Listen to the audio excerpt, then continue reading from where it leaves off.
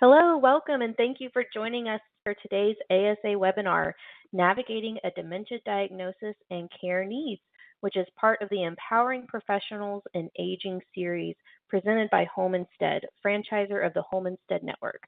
I am your host, Julia Burrows, Program Coordinator with the American Society on Aging, and we are so glad you are with us here today.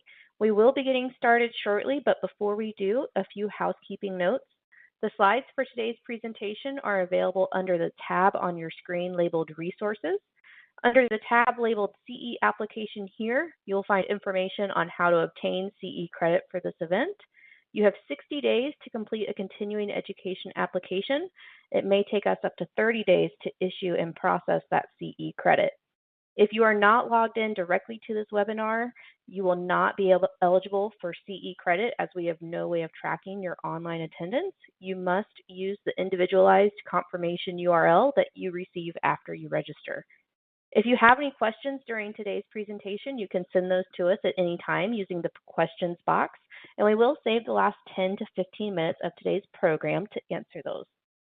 Today's presenters, we have two wonderful presenters. We have Dr. Lakeland Hogan Eichenberger, who serves as gerontologist and caregiving advocate at the global headquarters of Home Instead.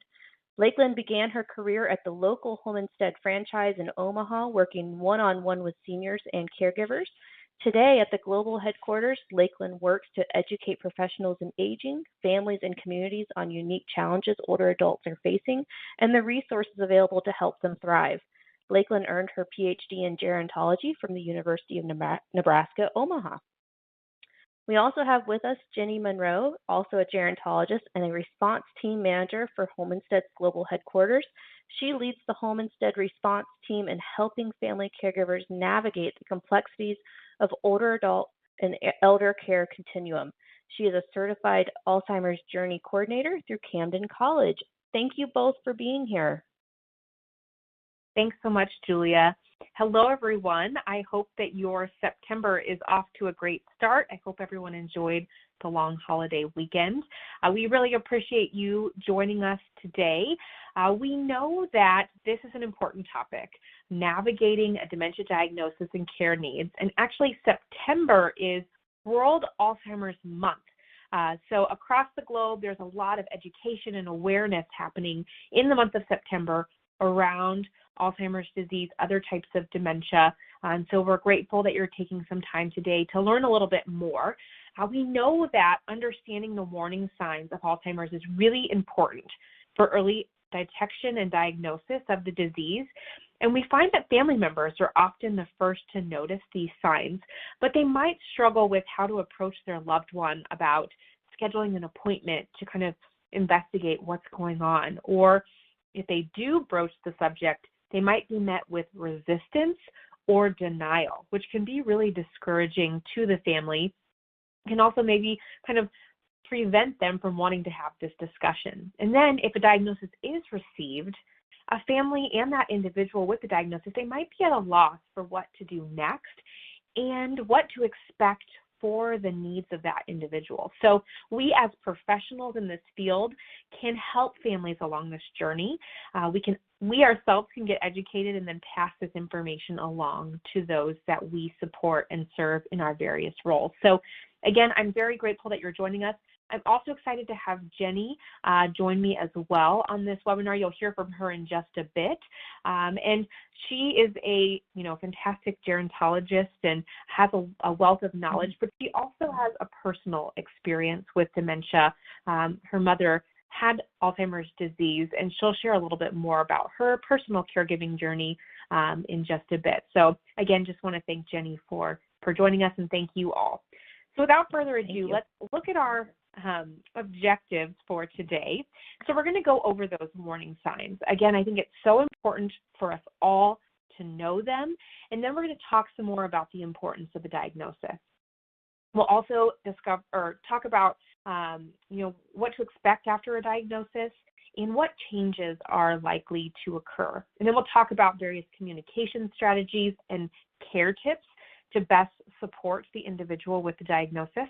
And then we'll end with some helpful resources for you as professionals and for the families, again, that we support. So before we kind of dive into this first point, we're going to talk a little bit about what dementia is. And we know that age is the greatest risk factor for cognitive impairment. And if you were to survey, and I know this has been done, a survey has been asked of the older population, what is your greatest fear about growing older?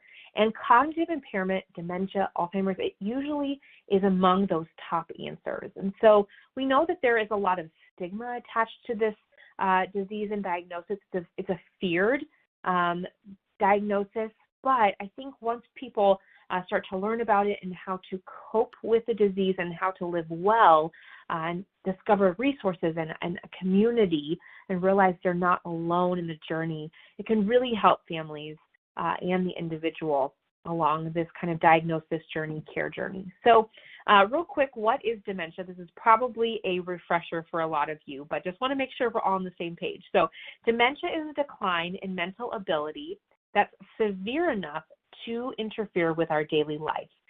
So a little bit of cognitive decline as we get older, that's somewhat normal. Not being able to recall names as quickly, maybe forgetting where we put our keys, but eventually we can retrace those steps. But when it starts to interfere with our daily life, that's when it becomes cause for concern. And again, because a little bit of it does happen with age, people just assume dementia is a part of normal aging. It's something that, some people get, some people don't, but, it's just normal. And that's not true. It's not a normal part of aging. There's actually changes happening in the brain. And you can see on the bottom right corner, you can see pictures of the healthy cells in that smaller picture. And then you can see the cells that are impacted by Alzheimer's disease in that larger picture. You can see that there are these plaques and tangles that are forming in the brain that are disrupting the communication between nerve cells, causing neurons to die. The communication channels between those neurons have been cut off. So that's what's impacting the brain and the communication of the individual, their ability to care for themselves. That's what causes dementia. So sometimes families think, well, my mom or dad, my loved one, is acting this way on purpose.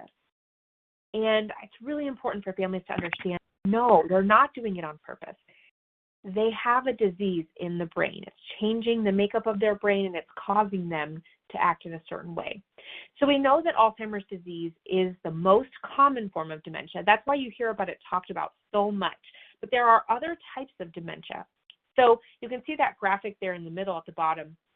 Dementia is kind of an umbrella term, and that it's kind of an overarching term. And there are different types of dementia. So again, Alzheimer's is the most common type. But we also know that there's vascular dementia. There's Lewy body dementia, frontal temporal dementia, and then some people have a mix of multiple kinds of dementia. And while there are some commonalities amongst these types of dementias, each of them have kind of their own kind of hallmarks. Some have more prominent dementia-related behaviors than others. For example, Lewy body, there's often more hallucinations and delusions with that type of dementia. Frontal temporal, more of a decline in judgment, their ability to make decisions. That's impacted in some of the first signs of a frontal temporal. So there are different types of dementia. Again, that's why it's important to seek out a diagnosis to figure out, what exactly is the type of dementia so that we can proceed with the best care plan for that specific type of dementia. And for the purpose of this presentation, we will dive into Alzheimer's disease just because, again, it's the most common. It's what we see most commonly in terms of the types of dementia. And there are 10 kind of well-known signs of Alzheimer's disease, and this comes right from the Alzheimer's Association. So it's important that we as professionals know about these signs. We talk to the families that we work with about these signs, because if we're noticing them in those that we love or those that we work with or those that we see on a regular basis, we cannot ignore them. We need to encourage that individual to seek medical attention because we'll talk about it in a little bit. It could be something other than dementia, but if it is dementia, again, we need to find that individual support and resources. We need to encourage them to put together a care plan to help them along that journey. So those first 5 signs are listed here. Again, we have that memory loss that impacts daily life. Then we have changes in planning or problem solving. So we see this especially in those that are still working, those that have maybe a younger onset of dementia. They notice at work they're having trouble with kind of problem solving in their daily work. Their ability to plan is hindered. You might see that even just in your loved one, maybe if they're retired, they're not able to kind of plan out their week like they once were. They're kind of missing appointments, that sort of thing. Additionally, we see difficulty completing familiar tasks.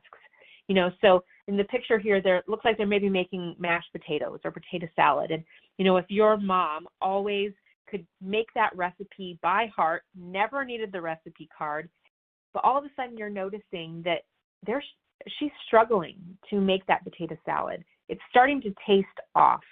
It could be a sign that there's something else going on. So again, those difficulty completing a familiar task, something that they've done over and over, or maybe it's, they get lost on their route home and they've been driving that same route for 20 years. Those are, again, those signs. Confusion with time or place is another sign. Also, trouble understanding visual images and spatial relations. Sometimes the way the dementia impacts the brain, they might not be able to realize that, that couch is a lot closer than they realize, so they're bumping into it more often. They maybe have a few more bruises than normal. So again, sometimes you have to kind of be a little bit of a detective and put 2 and 2 together. But if you're starting to see these patterns of these signs, it's really important to encourage a trip to the doctor, the healthcare provider, to discuss these signs that you're seeing. So another, the last of these 10 signs are, they're having problems with speaking or writing. I from time to time have trouble recalling someone's name or a word, but again, eventually it comes to me. Someone living with dementia, that might not be the case. And if you're noticing a pattern of that, again, that could be a sign. Misplacing things, losing the ability to retrace the steps. In the picture here, we see the keys in the freezer. We use that example a lot of the keys getting lost, but it could be, other things that they're losing, or you're starting to notice sticky notes all over the house with little reminders. That could be, again, a sign. Decreased or poor judgment is another sign. We see this a lot. I mentioned in frontal temporal dementia. Usually we see it first. If the person is the one that usually does the household finances and bills, pays the bills, we often start to see issues in managing money. Maybe they're making poor investment decisions, those kinds of things. We also see folks start to withdraw from work or social activities, and it might be because they're starting to recognize a change in themselves and they don't want to be embarrassed. Kind of goes back to that stigma. So instead of going to social engagements like they used to, they start to kind of withdraw. So if you're noticing that, again, as a pattern, that's something that you want to not turn a blind eye to. Same with changes in mood and personality. If you notice that, a person that's usually calm, cool, and collected most of the time is getting more frustrated and agitated, that could be a sign that there's something else going on. So again, if you see one of these signs kind of on a one-off, it might not be, super alarming, but if you're seeing these in a pattern and you're seeing multiple signs, again, it's not something to take lightly. And we'll be talking more about that as we go through, the remaining slides. We need to encourage them to seek out medical attention. And the reason why I keep talking about, the importance of detection and diagnosis is for many reasons. I mentioned earlier it could rule out other conditions.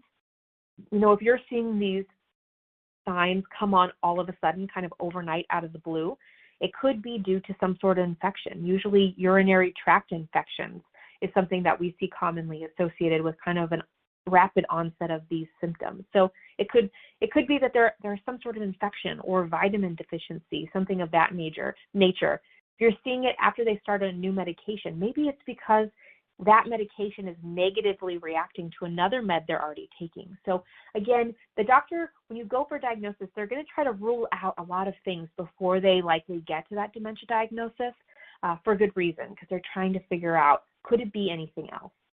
Also, having a diagnosis earlier allows for legal, financial, and care planning. If we wait until the individual has progressed, far enough into the disease process, they may not be able to make their own decisions any longer. They might have a diminished capacity from a cognitive standpoint. And so we want to involve them in that from the very beginning and make sure that their voice is heard, their wishes are heard, and that they're carried out. We also, want those wishes to then be distributed to all those involved in their care plan. So if we can get a diagnosis sooner and we can start this planning process, then we can make sure that everyone is on board. And it really reduces feelings, especially for family caregivers, of any guilt or ambiguity, and it can sometimes kind of help with that grieving process too.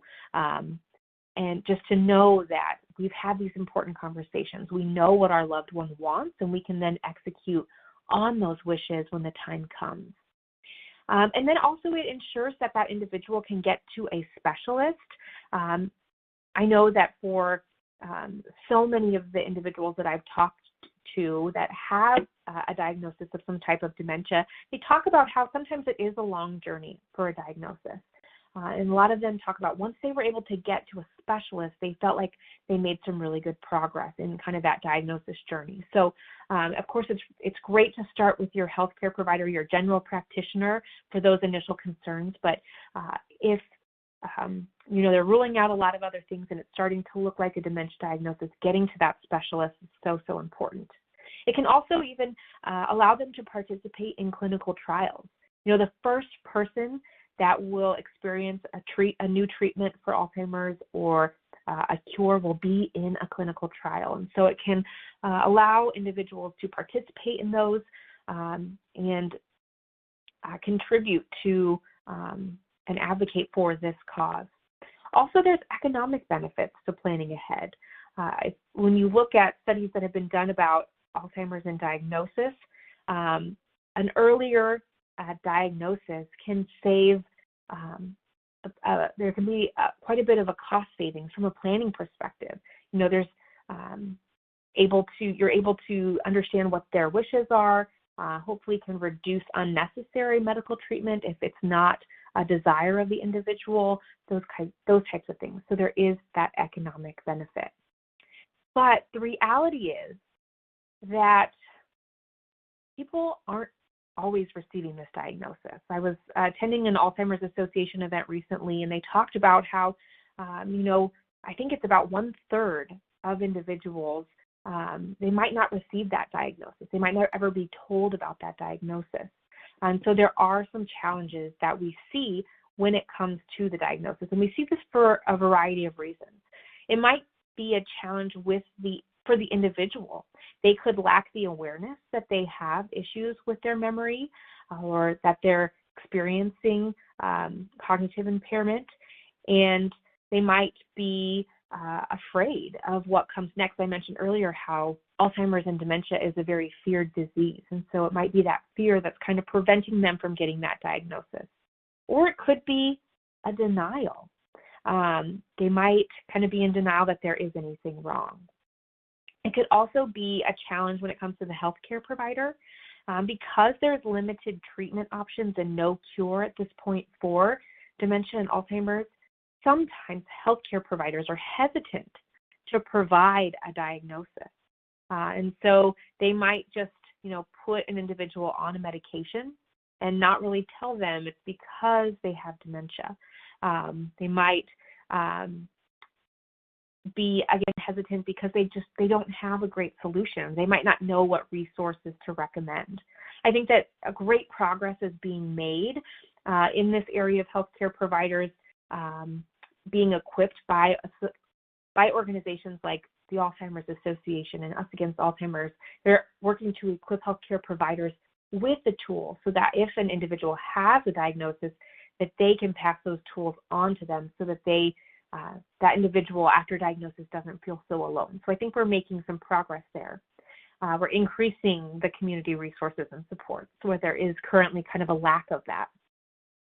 But also when we look at kind of more rural communities, there's also sometimes a lack of specialists, geriatricians, neurologists that can really kind of hone in on these dementia, types of dementia and types of cognitive impairment. So that could also be a hurdle that we face. And again, I mentioned already, there's still stigma associated with dementia that prevents individuals from getting a diagnosis.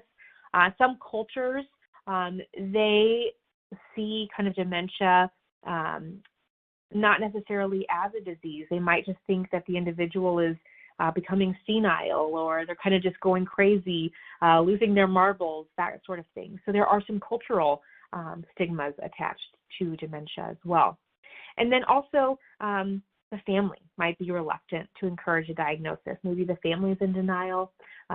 Maybe they're, again, afraid of, if they bring up the topic, how will that impact the relationship with their loved one? Some additional challenges. The Alzheimer's Association did a survey on this topic, and I thought some of this data was pretty interesting. So 30% of those that were surveyed, there was about 1,000 people surveyed, about 30% said they would not talk to a relative about troubling signs of dementia despite their worries. And that's kind of hard to imagine. If you saw somebody having changes in cognition, wouldn't you want to approach it? But some people, 76% reported that they're concerned about offending that family member. That might be that was one of the top reasons that they didn't want to approach the topic. Also, 69% were concerned about ruining their relationship with that person. And then 38% said they would wait to talk to their loved one until the symptoms worsened, which is the exact opposite of what I've just been talking about. We need to encourage early detection and diagnosis. We don't want to wait until the symptoms worsen, because then that limits the person's ability to contribute to their care plan and have a voice in their own care going forward. So, it's interesting to see the statistics, but realistically, how can we have this conversation? So I wanted to provide some tips that we, again, can pass along to those that we work with, the family members that we work with, on how to have the conversation. So before having that conversation, it's important to kind of collect some information. The family member might want to become educated on the symptoms of dementia. You can share with them that 10 signs of dementia that we just went over in this presentation. You could also encourage them to make a list of kind of the signs and symptoms, maybe journal about it, kind of look for some patterns. That way, if the individual is maybe in denial, reluctant, in a kind and loving way, they could share some of the patterns and the signs that they have been noticing. Again, it's important not to delay the conversation. There's so many benefits to that early detection and diagnosis. But then it's also important to plan out what you're going to say or how you're going to approach the conversation. It might not be effective to speak up in the moment when you witness that change in memory or behavior, but it might be best to kind of set aside some time. But your loved one best. I think that's also an important caveat to kind of these tips here, is that, if you think that it would be most effective in the moment to mention it, of course, do that. Again, your loved one best, but kind of planning out what you're going to say and picking a comfortable place and time to talk about it, a time when you know that you won't be interrupted or that the individual will feel comfortable. So, avoid maybe a public space, maybe having it in the home is kind of the best environment. And you could also kind of time the conversation around an upcoming doctor's appointment. To have that conversation before they go into the healthcare provider. So perhaps to kind of gauge if they would be willing to bring it up to their healthcare provider and have that conversation. Of course, explaining the concerns, why expressing why you're approaching them with this topic, making sure that they understand that it's coming from a place of love and concern, that they're not being blamed for anything, because sometimes it can kind of come off that way. If you say, well, I've noticed you haven't been paying your bills, you could approach it from a different angle of, asking them questions like, how has it been managing your bill pay? Do you feel like you have a good handle on it? Have you experienced any challenges or difficulties? So again, kind of trying to make a more open conversation about it, and definitely try to avoid any sort of accusations and encourage that dialogue. Really listen to that individual and their concerns. Talk it through with them. Let them know that you want them to be part of the conversation and part of the plan moving forward. Some great questions to ask them is kind of in general is, have you noticed any changes in your cognition? So is there anything that you're concerned about? Because sometimes I've talked with many individuals that are living with the disease, and they say that, oftentimes the diagnosis was a little bit of a relief for them because they knew something was wrong, but they couldn't figure out what it was. And so, to some degree, that diagnosis was a sense of relief. Okay, I'm being validated. There really was something wrong. I wasn't going crazy. That people are really listening to my concerns. So that is an important part of having this conversation. Also, it's great to have that third party involved, of course, the healthcare provider. But sometimes, especially if there's a lot of resistance, it might be good to bring in a third party, even just for that initial conversation. So maybe it's a social worker or another family member. I know in my own family, when we have to kind of talk to our mom about a challenging issue or situation. My youngest sister, she just has a really great way of approaching conversations with my mom. So, is there someone like that within the family that has a good rapport with the individual, that has some strong trust that could bring up this discussion? And again, we want to work towards a positive plan of action and involving the individual as much as possible in that plan of action. Again, reaching out for professional help if it's needed. Sometimes if there's so much resistance that the individual is not willing to talk to their healthcare provider about it, they're not willing to talk about it, family members can call their healthcare provider and tell them their concerns. The doctor might not be able to provide any of the individual's medical information, that's HIPAA compliant, but a family member can express concern. So, if the individual themselves is not willing to speak to their healthcare provider about it, family members might feel like it's in the best interest of the individual to at least express the concerns to the healthcare provider and see if the healthcare provider can perhaps do some sort of cognitive test in the next appointment, or talk to the individual about their cognition. And an important last kind of point when we're talking about having the conversation is not to get discouraged. If you bring it up one time and it's kind of a flop, or the person shuts down the conversation, I don't want to talk about this, everything is fine, don't just stop and never try again. You might take some patience. It might take several attempts. It might take an approach of, hey, Mom, I've noticed some concerns. I'd like to talk to you about it. Is now a good time, or can we set up time later in the week and have coffee and chat about it? So sometimes people just need a little time to process themselves and maybe need a little time to warm up to the conversation and to feel that they can express their concerns. So we've talked about the importance of a diagnosis and having the conversation. And so I'm going to pass it to Jenny, and she's going to talk about getting the diagnosis and then what to expect. So Jenny, go ahead and take it from here. Great. Thank you, Lakeland. Some of the things Lakeland has already mentioned, I will as we progress on our slides here. But getting the diagnosis and what to expect. Getting the diagnosis, cognitive screening is part of that Medicare annual wellness visit when you turn 65 and have that wellness visit with your GP. But be prepared to discuss some of the symptoms that you might be experiencing and what kind of symptoms you have noticed.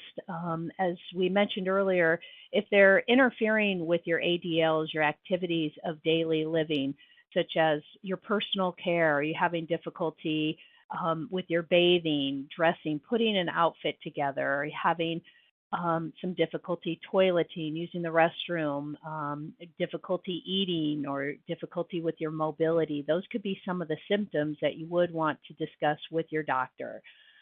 Also, when did they begin? How often do they happen? And have they gotten worse? When my mom was diagnosed, we noticed a lot of the symptoms early on before she even saw a neurologist. So we started to keep a journal, and in that journal, we wrote down days and times of certain things that were off with mom.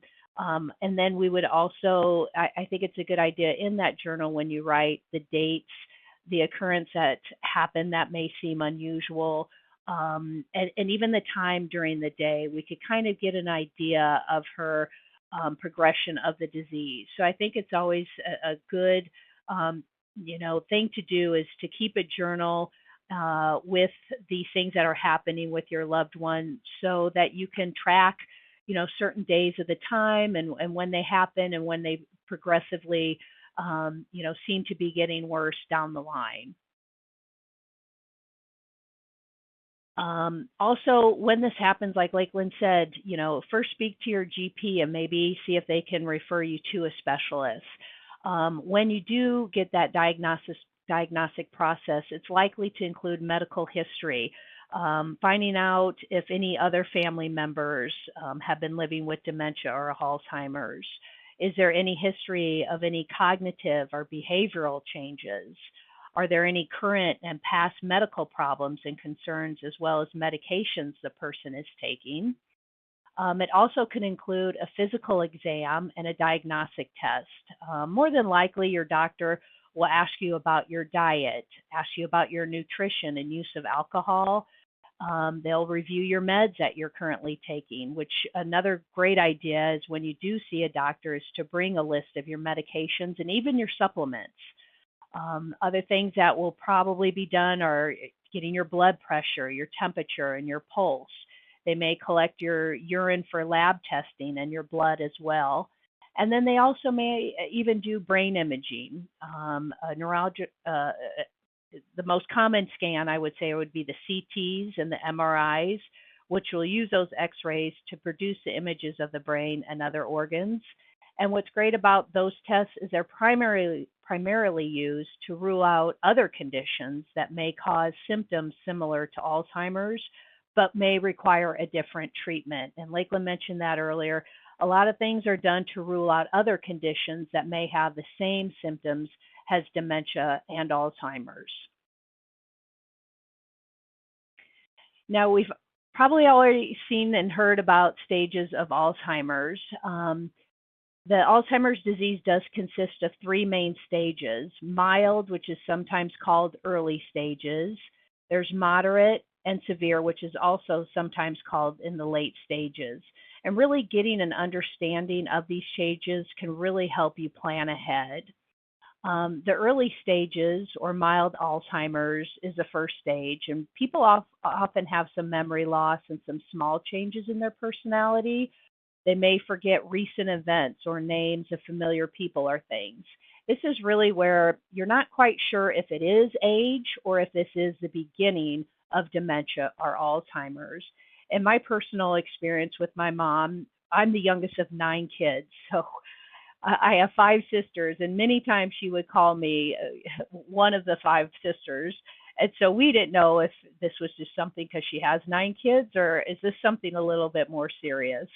But then as time progressed, Mom, it was becoming more frequent, as well as forgetting, birthdays, or forgetting how to follow a recipe. That she was a great cook, and for the longest time would make big meals for our family, and then just following a simple recipe, like Lakeland said, is, making mashed potatoes. She would, have difficulty making a recipe that she made, hundreds of times before. So in this stage also, individual may no longer be able to solve just simple problems. And people with mild Alzheimer's also slowly lose their ability to plan for events and to organize. I know for the longest time, my mom would be able to, make big dinners for large groups of people. She would have a lot of trouble in this stage to just making a grocery list and going to the store and finding certain items to make a meal. And then following that recipe again would just be another sign of the mild stage of Alzheimer's that she was experiencing. Now, the moderate stage of Alzheimer's, in this middle stage, there's more memory loss and confusion becomes more obvious. This, for us and our family, seemed to be the longest stage for my mom, and really the hardest one because, again, there was more loss and more confusion. There was more of a physical and mental difference that we could all just notice within my mother. People having middle stage and moderate Alzheimer's have more trouble organizing, more difficulty planning and following instructions. At this point, too, they may need help getting dressed and may start having problems with incontinence. My mom didn't really have that problem until her later stages, but yes, when it came to putting herself together, putting together an outfit or having her hair and makeup, my mom always looked like $1,000,000. As her Alzheimer's progressed, her interest in her own looks just seemed to fade away. People also with moderate stages may have trouble recognizing family members and friends. And that's a tough one to accept as well when we would go over to her house and, she would look at you and she didn't, I could say I was my sister Mary and Mary wouldn't even, that name wouldn't click with my mom. So once they start forgetting your name, forgetting birthdays, the moderate stage of Alzheimer's is really when it comes to reality that your family member, your loved one is living with this disease. Sometimes they might not know even where they are or what day it is or what year. The one thing with my parents, they lived in the same home for 67 years. So even though it was a familiar place to my mom, she might not know exactly what room she's in, even though she's lived there for several years. When it came to the day or the year in the middle stages, those moderate stages, that was brought confusion to her as well. They also may lack judgment and begin to wander. So people with moderate Alzheimer's should not be left alone. We are fortunate enough my mom didn't wander, but I do know family friends where that was a problem, where they did have to lock the doors. They did have to put an ID bracelet on their father in case he did wander. They had to take away the keys and just really secure the place, his home, so he wouldn't wander. Individuals also can become restless and begin to repeat movements late in the day. They also may have trouble sleeping. I know for my mom, sleeping really wasn't a problem for her, but again, everybody's symptoms can vary.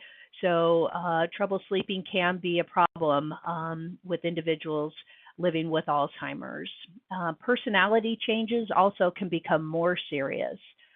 In the moderate stage, individuals may make threats, accuse others of stealing, cursing, kicking, hitting. So it can become physical at times, screaming and grabbing things, depending on the type of dementia you may have. Some of these symptoms, some people won't have. We were fortunate, again, with my mom. Her personality really didn't change. She did not become combative or paranoid. She was actually kind of the reverse of all that. She just became more like a child and really innocent. And she was always sweet, but just took on that demeanor of a child almost. The late stages in Alzheimer's, this is the last stage, a severe, you can call it, or late stage of Alzheimer's. And this is the ends in the death of a person. Unfortunately, it's sometimes called the late stages of Alzheimer's, and people often need help with all their ADLs in this stage. They may not be able to walk or sit up without help. They may not be able to talk and often can't recognize family members. They may have trouble swallowing and refusing to eat. And in this stage too is where when my mom, when she was in her late stages, she was on hospice and she stopped speaking altogether, stopped feeding herself. This definitely is a severe stage and the last stage of Alzheimer's when it comes to the disease itself. The ability to communicate is limited. My mother's did not have any communication. The eating, we had to feed her. She was, we had to transfer her from the bed to the wheelchair. She just got very weak, lost a lot of weight. So again, it's a very difficult stage for a family to see their loved one go through. So what to expect with the diagnosis? There's a lot of changes in communication, and that comes with every stage. When it begins to, sometimes they get frustrated because they can't get the right words out. Communication is hard for people living with Alzheimer's because they have trouble remembering things. They also may struggle to find the right words or forget what they want to say and become really frustrated. You as the receiver, as the family member, may feel impatient and wish they could just say what they want, but they can't. And that's something you really have to take a deep breath and learn more about the disease and how you can communicate effectively with someone living with Alzheimer's and dementia. Because again, you have to remember it's not the person, it is the disease. And they may have those words that they're trying to communicate and you want to help them, and you have to be patient. There's also could be changes in personality and behavior. As I mentioned earlier, sometimes an individual living with Alzheimer's may be aggressive. They may hit, they may curse. There's changes in how one feels. Some of the feelings that they may expect, or you as the caregiver, is sadness because that person is changing. That person isn't the same person you knew years ago. They forget your name. They forgot your birthday. So there's a lot of feelings involved when it comes to the disease. There's fear. There's stress caused by someone or something that's happening that's different than it was before. There's confusion after a change in routine. There's anxiety about what is going to happen. So there's a lot of different feelings, and all those feelings are valid. And it's important to share those feelings with another individual on how you feel if you are the caregiver, and knowing that it's okay to feel that way. There's many health-related issues that go along, with dementia and Alzheimer's. And again, it's always the best to write those down and journal those and date those and know when those certain things are happening. And then problems in your environment, what to expect. We'll go over things that we can do to make your home a safe environment for that person living with dementia and Alzheimer's. Some of the communication challenges caused by dementia, we discussed a little bit of those. Trouble finding the right words when you're speaking, problems understanding the meaning of words, difficulty paying attention during long conversations. And usually this happens in the middle stages, or the moderate stages, I should say. A lot happens in those moderate stages, at least for my experience in my family. Really in those middle stages, that's when, mom stopped doing the things she loved. She was in numerous bridge clubs. She loved to go to movies. She loved to read. She watched all kinds of shows on TV, did puzzles, and all those things stopped happening because she lost that ability to follow, a conversation, to follow a dialogue. And communication challenges, losing that train of thought when talking. She didn't feel like she could, play along and follow the card games with her friends or follow a conversation. So those are all really big challenges for the individual living with dementia. They can also, if you can't express your feelings, imagine how you feel, frustrated that it's not working. Like your brain knows what they want, knows what to say, but just can't get that out. It can be very frustrating.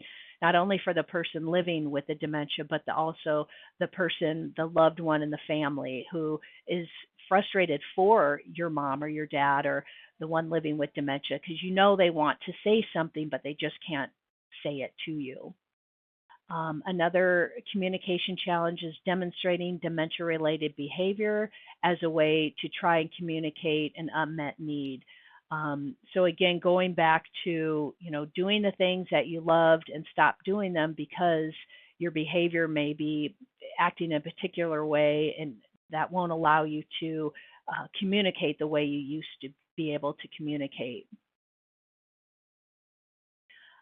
There's also some personality and behavior changes that come along with a diagnosis of dementia and Alzheimer's, getting upset and worried or angry more easily, experience depression, apathy, or may not be interested in certain things they once enjoyed.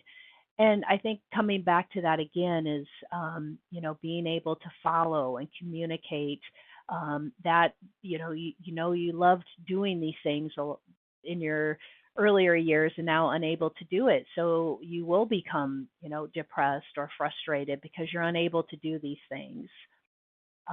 Unaware of your own personal hygiene. So when it comes to your ADLs, being unaware that, it's been 2-3 days and you haven't taken a shower, things like that definitely can change as the disease progresses. Hiding objects and believing other people are hiding or stealing things. One thing my mom would do too, she would just take my dad's glasses and they would be gone for 2 days until we found them. So I'm not quite sure why that happens, but I know in her behavior, she had a tendency to put things away where no one else knew where they were. She took off her wedding ring one time. It took us 2 or 3 months. We thought she might have thrown it away, but we did eventually find it. But that is definitely a behavior change that does happen through the course of the dementia and Alzheimer's. Some other symptoms and behavioral changes, swearing and making inappropriate gestures or comments.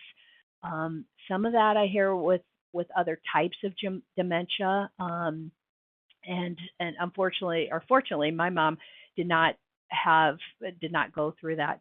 But that is definitely something that can come about with the progression of the disease. Wandering, as we mentioned, wandering and walking about more often and wandering away from home. And frustration may lead to physical outbursts of hitting and biting. So definitely these are some things that you want to journal and you want to write and discuss with their doctor about, and what can you do for them? What can you do to protect yourself too as their caregiver if this does happen?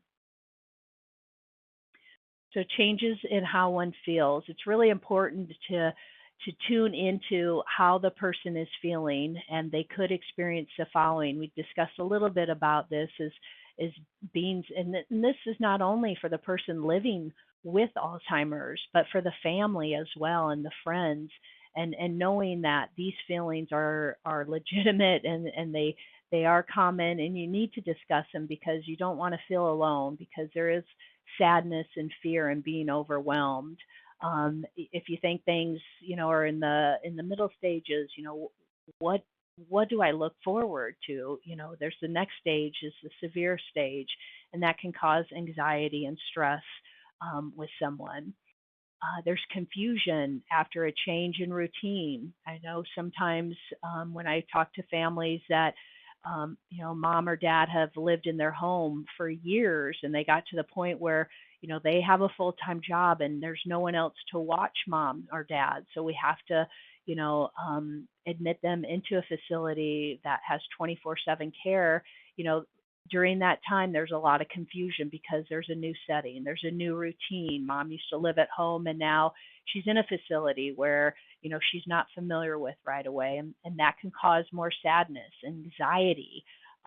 All those feelings, again, are legitimate and need to be discussed, because you need to know that you're not alone. Everybody is feeling sad, and it's okay to feel that way. We need to discuss it and cope with it as a family. The health-related issues. Here again, keep a regular healthcare visit and consider scheduling the best time of the day for the individual when it comes to seeing their doctor. Sometimes people don't sleep well at night, so they sleep in the morning. So maybe schedule those visits later in the afternoon where mom or dad is feeling better. Maintaining medical lists and pay attention to side effects for any new medications. As we mentioned earlier, it could be a UTI. It may be something totally different, not related to the disease. So it's really important, again, to take note and journal those days and times and symptoms. So if you see a doctor a week later, you have a list of the symptoms that your loved one was experiencing. Recognize that the person may not be able to communicate about pain or illness, and that's really a true statement, and that's difficult too. My mom had a lot of headaches, and she would moan a lot, and when they don't communicate, you don't know. It's frustrating as a daughter not to know or be able to communicate in order to help her. So again, maybe write those things down to discuss with her doctor so that you have a way of being able to relate to what she is going through and possibly help her as best as you can. Other related issues, a person may have issues with their sleep. They may get up, they may wander. So again, you want to make your environment a safe one for that individual. Pay attention to their diet and hydration. Pay attention to the change in their senses. Dementia can impact insight, visual space relations, and have their vision checked regularly. Have their hearing checked as well, because again, if you don't have these things checked out, you may think they're related to the disease when it could be something totally different.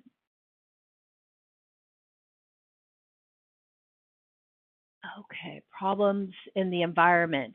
When we talked about sleep too, one thing that came to my mind, I know that we did as a family for my mom and dad, was we really changed their bedroom to be a user-friendly space for them and made sure there was plenty of night lights, removed all types of rugs, clutter to ensure proper lighting. In the bathroom, have the safety features such as grab bars. You just really want do everything you can to make that an environment that will be safe, not only for your mom, but for your dad as well. Consider some signage. The person might misunderstand signs and labels. Consider using some photos in addition to words. Noise and noise and commotion can cause confusion or frustration. I know, again, in the late stages, my mom couldn't be in a room really with more than 3 or 4 people. The noise just, again, it really created a headache for her and made her even more confused. TV, radio, anything with a lot of noise or a lot of people talking at once. We really had to minimize our visits when we went to go see her because of the volume and the noise really made her feel uncomfortable and frustrated, really to create, again, that peaceful environment and safe environment.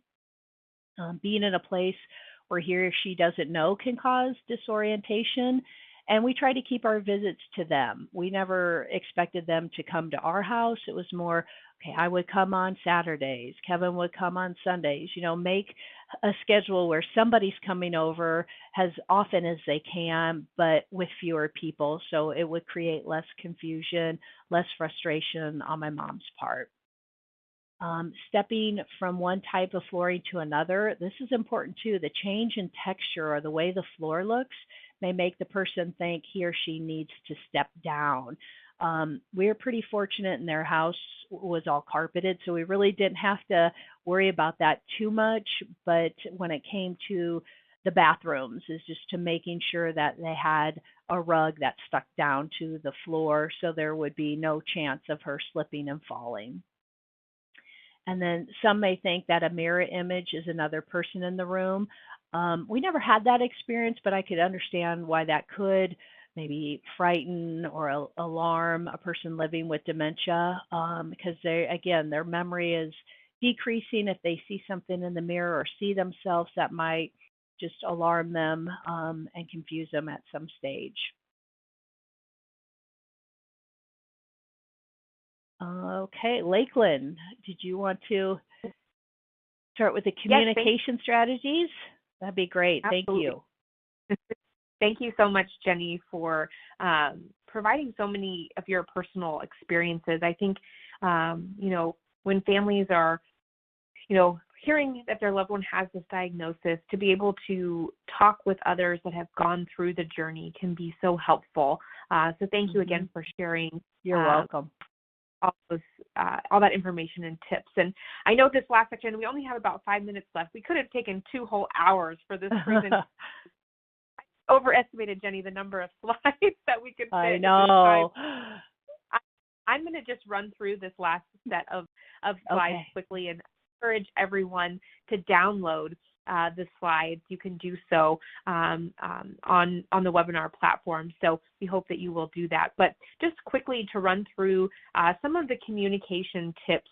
Jenny has kind of talked about a lot of them, but when you're working with an individual, you want to make sure that you're making eye contact, really approaching them from the front, and also being aware of your nonverbals, how your body language is conveying. If you're looking frustrated, that might make the person a little tense. So be aware of your kind of tone and your voice, and encourage, two-way conversation as much as possible. Person might not be able to have, a long drawn-out conversation, but maybe by simplifying the questions or giving the person enough time to respond, using nonverbals in addition to the verbals to help kind of communicate as much as possible to continue to keep them engaged can be very helpful. And again, encouraging that communication. And Jenny made several comments about how, it can be frustrating if you don't know what the person is saying, but still trying to involve them in conversations, giving them time and being really patient, maybe finding new ways to communicate. Maybe it's instead of asking them for, what do you want for lunch? It's really simplifying that down, saying, would you like a sandwich or soup? And maybe even getting the items out of the fridge and showing it to them and letting them pick can still involve them in the conversation.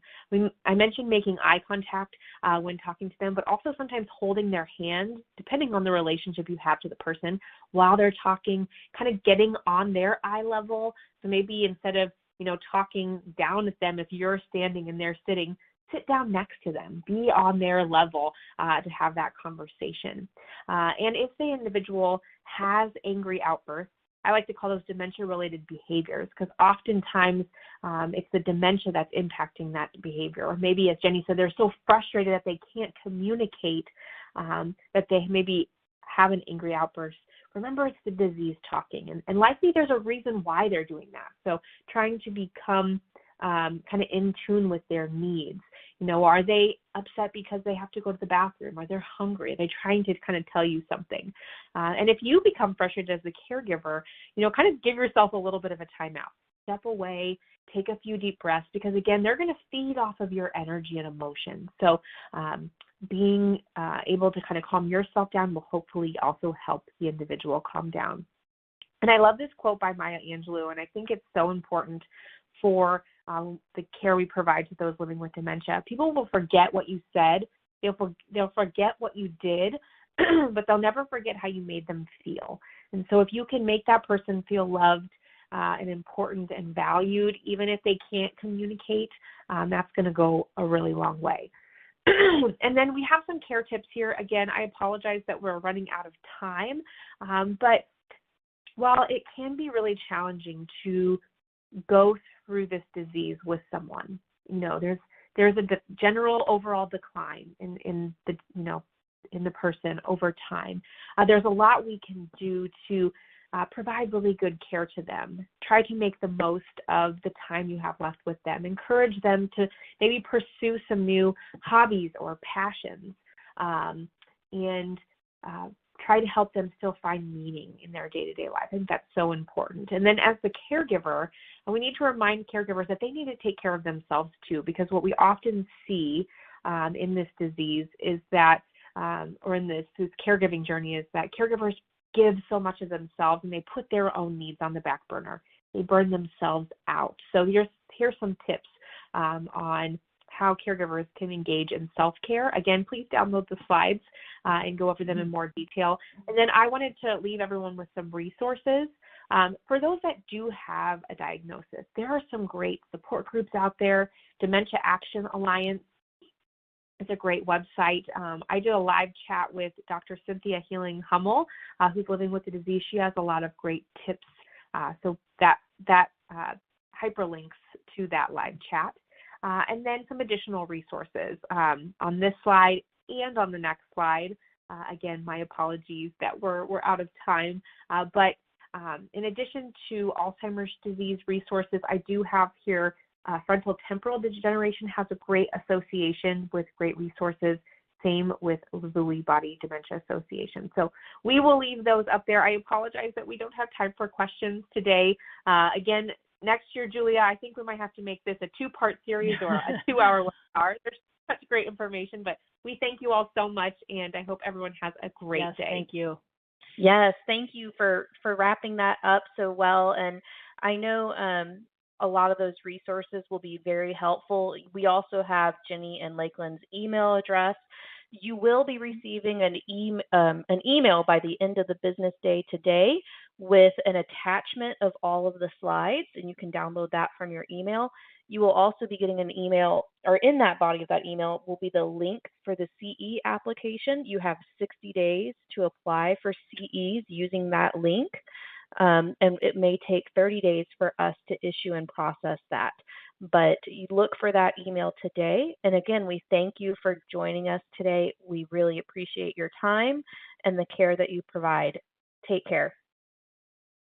Thank you.